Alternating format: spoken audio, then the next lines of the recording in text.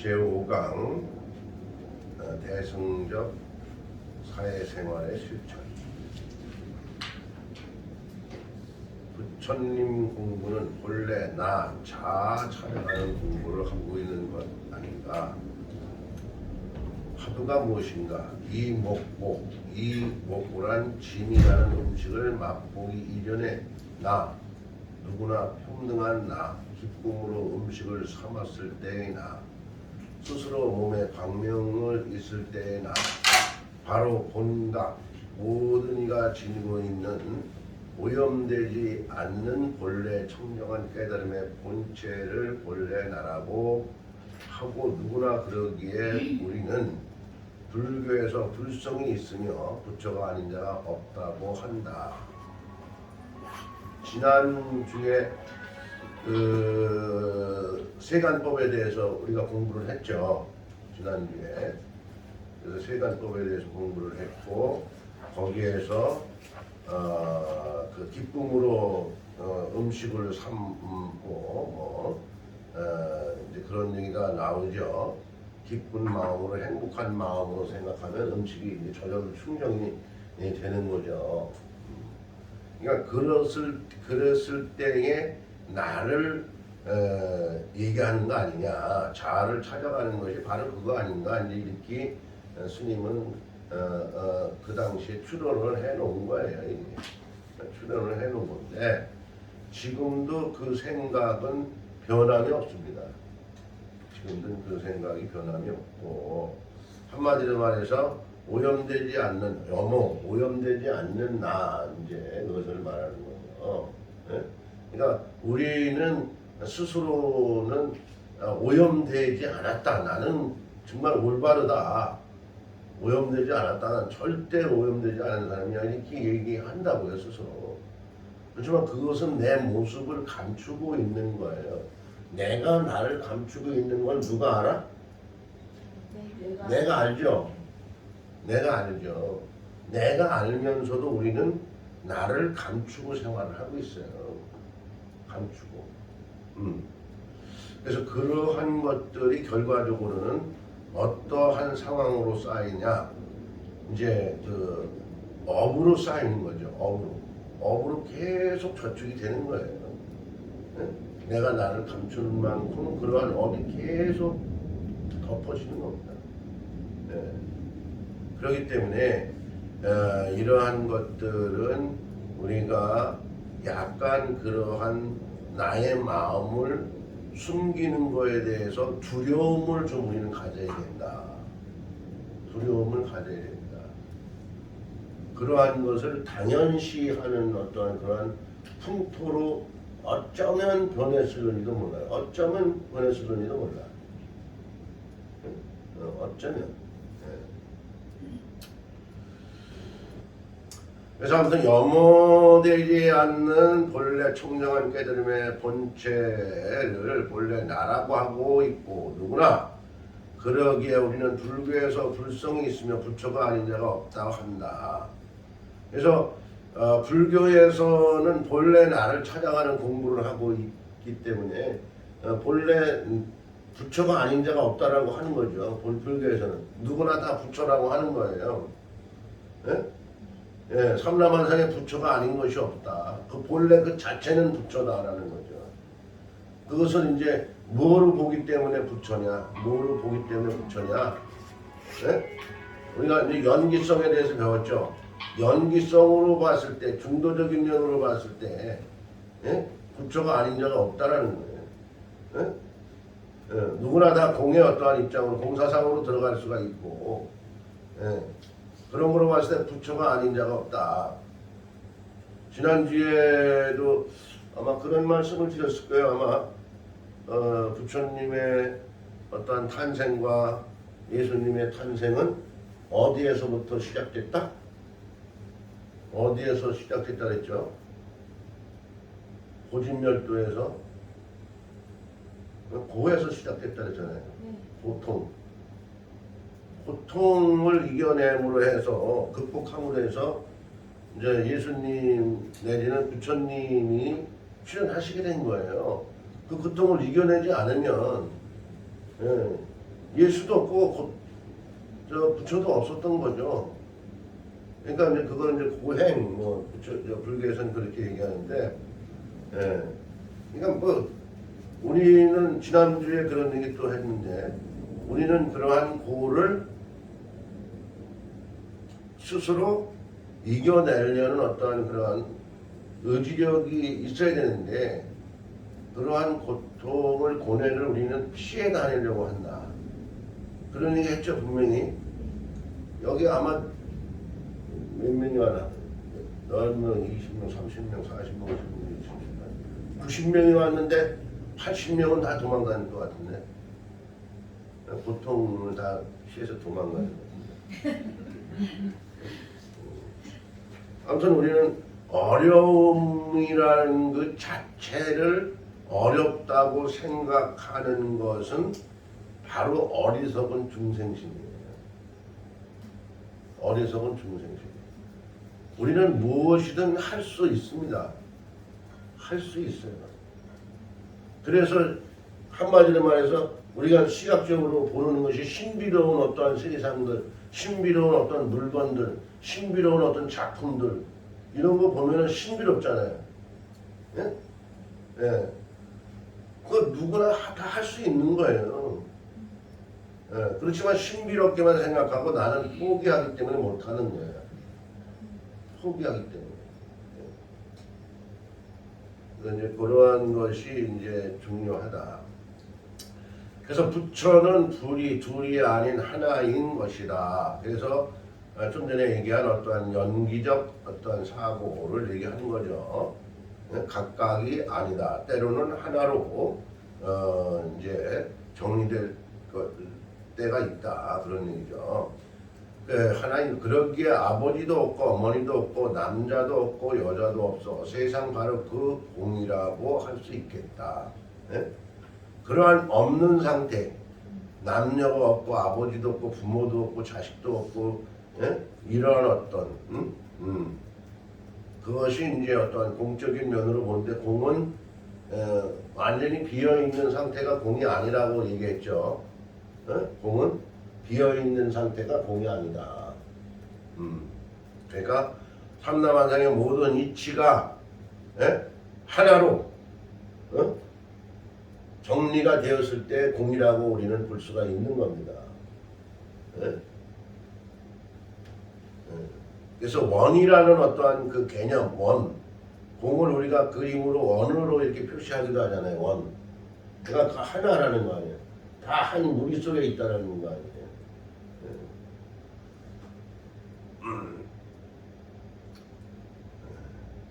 그러한 영원한 광명의 세상에 태어난 것이고, 어둠이 비록 있다고 하여도 어둠을 못 느끼는 불편함이 없는 시간들 아닌가. 예를 들어 어린아이가 태어나 바로 눈을 뜨고 있는가. 애기는 눈을 감고 있어도 어둠을 모르고 그 자체가 광명인 것인데, 어둠이 광명이라고 하면 이해가 안 되겠지만, 본래 아기는 빛과 어둠을 분별하지 않은 상태로 태어나지 않았기 때문이라 할 수 있다. 그러니까 우리가 분별하지 않은 상태에서는 빛과 어둠을 우리가 분별하지 않았을 때는 뭐 어두운 어떠한 그런 세계에 있다 하더라도 그거를 뭐 답답하다, 어둡다, 불편하다 이런 걸 몰랐었죠. 그렇지만 분별을 함으로 해서 어둠과 밝음은, 분별을 함으로 해서 이제 답답함이라는 걸 우리가 느끼게 되는 거, 불편함이라는 것을 느끼게 됐었던 거잖아요. 그렇잖아요. 그렇죠. 그러니까 아이가 뱃속에 있었을 때 뭐 아기가 뭐 빛을 보지는 않았을 거죠. 그리고 눈을 떴었죠. 눈을 감았겠죠. 그러니까 우리가 태어난 어떤 사람이 눈을 감은 건 뭐 장님이잖아요. 그죠? 근데 뭐 그러한 분들이 나름대로 이 분별을 하게 됨으로 해서 좀 불편한 상황이 많이 있겠지만, 눈을 감은 상태이래도 아기는, 뱃속에 있는 아기는 불편함을 몰랐을 거란 말이죠. 또 어둠이라는 것과 빛이라는 것도 몰랐을 거고, 그렇기 때문에 분별이 없었다. 그러니까 태초에 우리의 모습을 예컨대 태하, 뱃속에 있는 나라고 생각하면, 나를 찾아 들어간다라고 생각하면은 어쩌면 접근 방법이 쉬울 수도 있어요. 접근 방법이 쉬울 수도 있습니다. 그래서 어느 수행자들은 나를 찾는 방법에 있어서 나의 어떠한 그런 동기, 성장 과정, 태어났을 때 어떤 그런 상황들, 이런 것들을 찾아 들어가는 연습을 많이 한다고 하더라고요. 그러니까 본래 나를 찾아 들어가기 위해서 그런 방법을 한다고 하더라고요. 그렇지만 그것은 어떻게 보면은 이제 보여지는 어떤 그런 나를 기준으로 하는 거기 때문에 어떤 세계의 어떤 그 삼라만생 이치 속에서는 바로 관할 수는 없지 않겠는가. 약간의 어떤 그런 정리는 될 수 있다. 고찰은 해볼 수 있는 어떤 여지는 있다라고는 생각이 됩니다. 지구는 양극과 음극에 의하여 자전 운동을 하고 있다. 지구는 하루에 한 번 돌고 있는 것은 양극과 음극이 하나됨에 이르러 돌고 있다고 논자는 생각한다. 이건 뭐 스님이 과학자가 아니에요. 근데 그냥 해가 아침에 떴다 저녁에 들어가니까 하루에 한 바퀴 도는 거 아니냐 이렇게 생각하고 있는 거예요. 두 바퀴 도는지 세 바퀴 도는지 몰라. 근데 스님은 한 바퀴 도는 걸로 알고 있어. 한 바퀴. 막 두 바퀴 도는 해가 뜨고 지고 하면 좋겠지만. 아무튼 스님은 한 바퀴 도는 걸로 알고 있어. 근데 그 한 바퀴 도는 데 있어서 지구가 음극과 양극이 한 바퀴 도는 데 있어서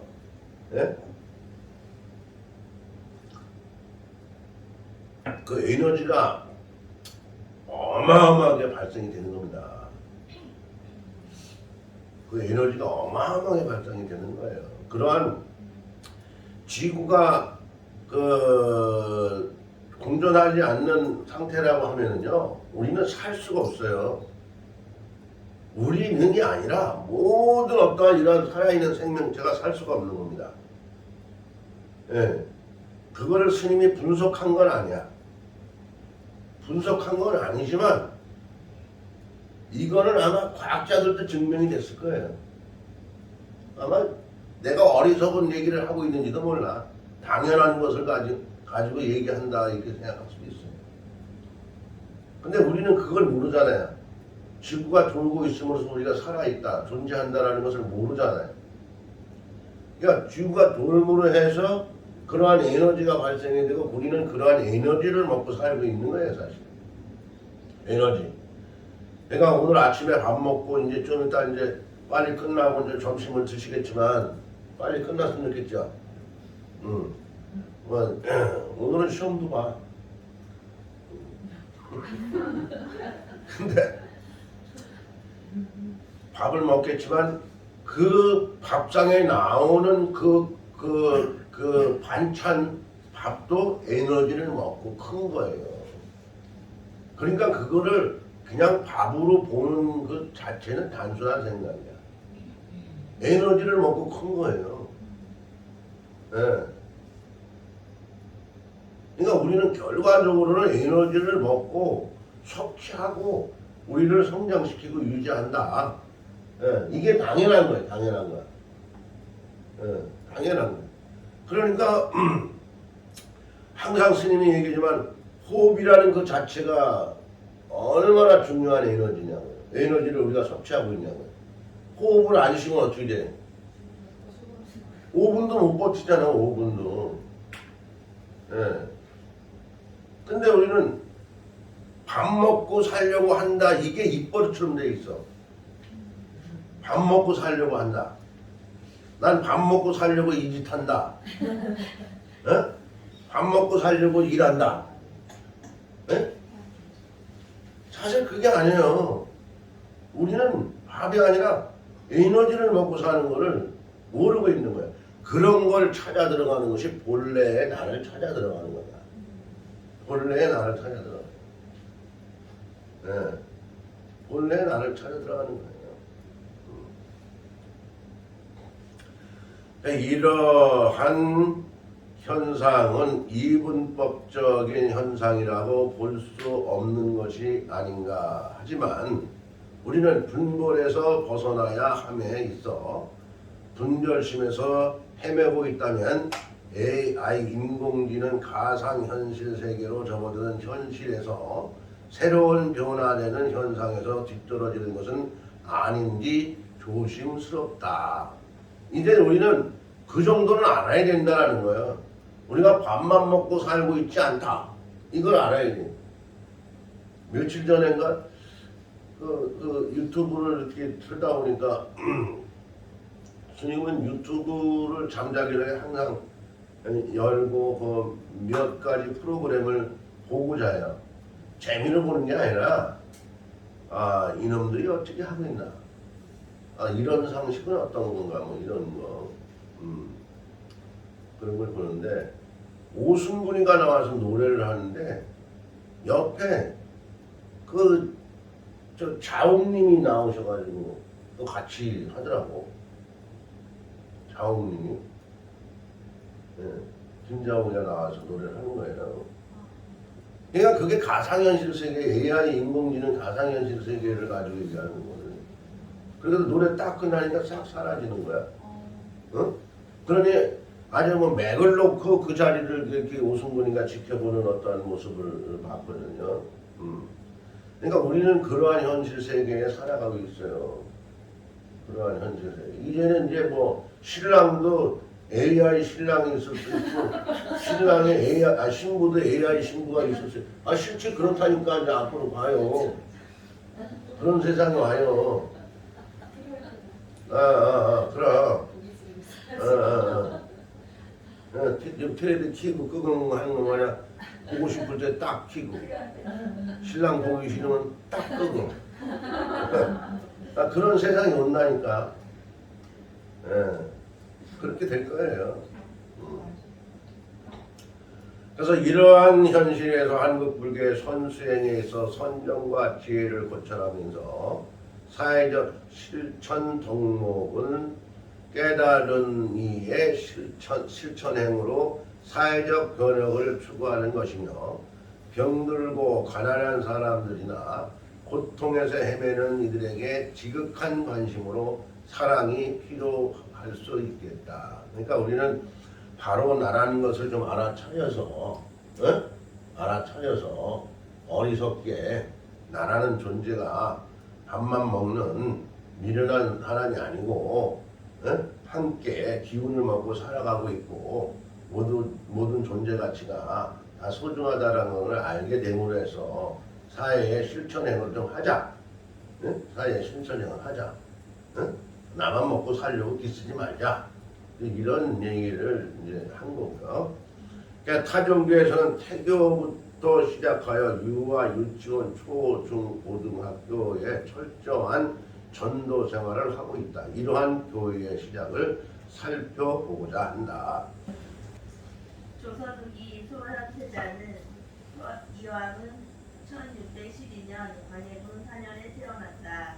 영자호란으로 청나라의 불모가 되었으며 청나라에서 1644년 9월 소란세자는 세조를 따라 국경에 들어가 70여일 동안 머물면서 남천주 당에 있던 예수의 선교사 아담 샬을 만났다.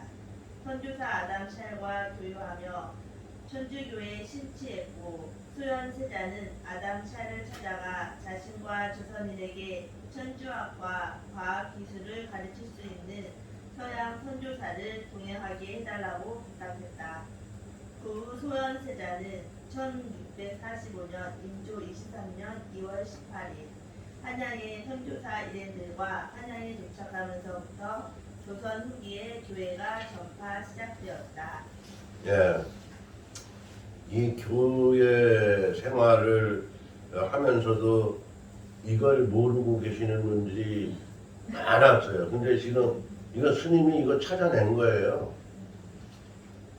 예, 찾아낸 거예요. 그러니까 한국 교회가 들어온 거는 1645년 2월 18일이야. 날짜까지 명시되어 있어.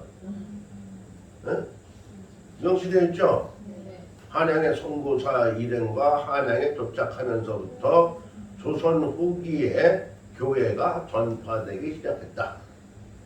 예? 예, 그 스님한테 뭐 상을 주든지 해야 되는 거 아니야? 예. 그것도 또 소현세자. 예? 누가 전했느냐? 소현세자가 전했어.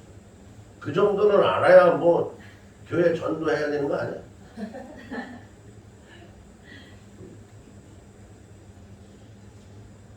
그렇죠? 예.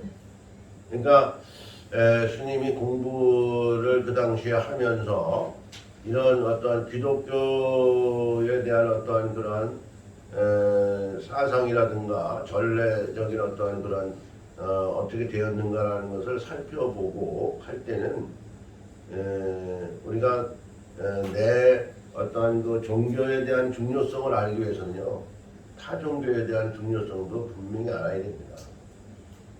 그런 마음에서 살펴보게 된 거고, 여러분들에게도 항상 얘기가 그죠, 스님님은. 내 것만 중요시하게 생각하는 사람은 아주 그거보다도 어리석은 사람이 없다. 나보다는 대상을 더 존중할 줄 아는 그러한 사람이 거룩한 사람이다. 예? 예. 그게 진리입니다. 그게 진리예요. 그게 진리예요. 근데 뭐야? 우리는 거꾸로 살잖아. 대상은 때려 눕히고 잡아뜨리고 내가 밟고 일어나야 되고 그러잖아요. 그러니까 이런 아수라장 세계가 돼버린 거야. 예. 그래서 아무튼 조선 후기에 한국의 교회는 시작이 됐고 그때부터 이제 전파가 되었고 그것이 그 선교사가 아담 샬이었다. 이 정도는 알아야 돼. 아담 샬에 의해서 전파가 되었다. 그죠? 뭐 우리 그 불자들은 몰라도 되지만 이제 알아야 될 사람은 꼭 알아요. 그래서 아담살과 교육하고 천주교에 심취했고, 그래서 우리 한국교회는 뭐 세계적으로도 마찬가지죠. 그러니까 그렇게 해서 시작됐고, 한국도 역시 마찬가지로 교회가 먼저 들어온 것보다도 기독교보다도 천주교에서 이제 한국의 교회가 이렇게 발전되기 시작한 거 아니냐.